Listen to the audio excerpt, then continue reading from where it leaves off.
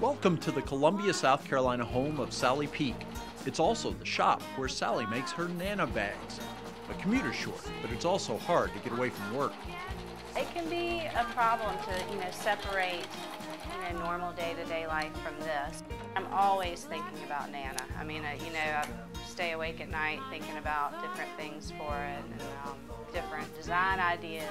So it is hard to turn it off, but I think that's just part of owning a business is, it becomes part of you, and I think that is the way it should be.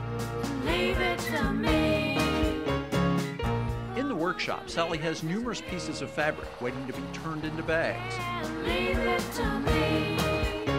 I'm very fascinated with textiles from around the world. A lot of the fabrics I order are straight from Japan. I typically buy 1 yard of fabric at a time, so I am not a wholesaler by any means. I don't buy an entire bolt of fabric and use it up because I would get bored otherwise. When I see a fabric, I can immediately see, okay, this is going to make a great evening bag, or this is a sort of interesting fabric, but I bet if I put this trim on it, it would make it even more interesting. So, yeah, I'm completely inspired by the fabrics. Sally was also inspired by her great-grandmother. That's the source of the name for her business. Leave it to me. Thought about what to name the company, and Nana was my great-grandmother. Because of the vintage feel to a lot of the fabrics and the different patterns that I was drafting, they kind of looked vintagey. I thought it would be appropriate to name it Nana. Sally says Nana was a big part of her upbringing. She was very strong, really funny, and she was just quirky, and I feel like that's a lot of what's shown in my work. The Nana Bag logo incorporates the name of Sally's great-grandmother, but also the 4 generations that have followed, with the dots underneath. My grandmother, my mom, me, and then my 2 daughters now. I think we've all been pretty creative women and strong women in the family, and I just wanted to pay homage to that. Sally studied anthropology in college and worked as a paralegal after that. It wasn't exactly where she wanted to be. I took a class at the Columbia Museum of Art on how to make a handbag and put together a handbag, and that was sort of it. Sally says that once she finds something she likes, she throws herself into it. That's what happened with the bags. Friends and family started asking me where I got my bag, and it just grew very organically from there. I think within like 4 weeks I had sold maybe 20 bags, and I thought, well, maybe I'm onto something here. Before she realized it, Sally found herself operating her own home business.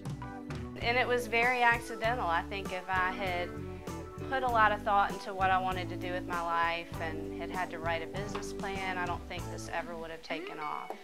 I'll still be working in here late at night and look around and wonder how all of this happened. It's been a little more than 4 years since she started, and Sally has made hundreds and hundreds of bags. I look back on some of my earlier bags and I kind of, cringe inside. I see the mistakes, a lot quicker than other people do.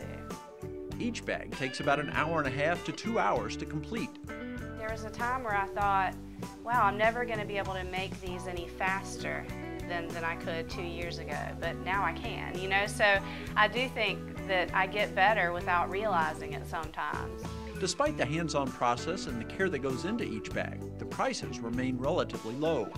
I do have goods that are, start at $16. You can have a little Nana wallet for $16. If you're a struggling college student, or if you're still trying to figure out what to do with your life, I want for those people to be able to afford Nana.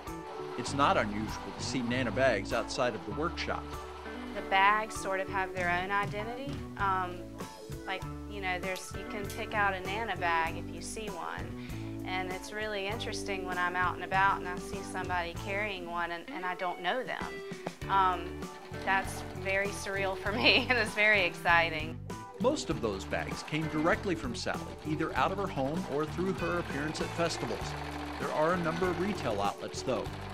There's nothing that's uniform about what I do. So the retailers that I sell to, it's really important to them to have a one-of-a-kind product in their store. Sally could absolutely sell more of her product, but there are limitations for someone who does so much of the work in the business by herself. One thing I'd like to focus on maybe in a couple of years is, more focus on retail stores and then the online sales. But for now, I'm busy enough as it is. There's enough to keep a person busy, maybe busier than they want to be, but for Sally, it's worth it. That's the way it is when you find your life's calling. I think this is probably part of my life's work. I have no idea where it's going to go, but I do feel like it's sort of here to stay.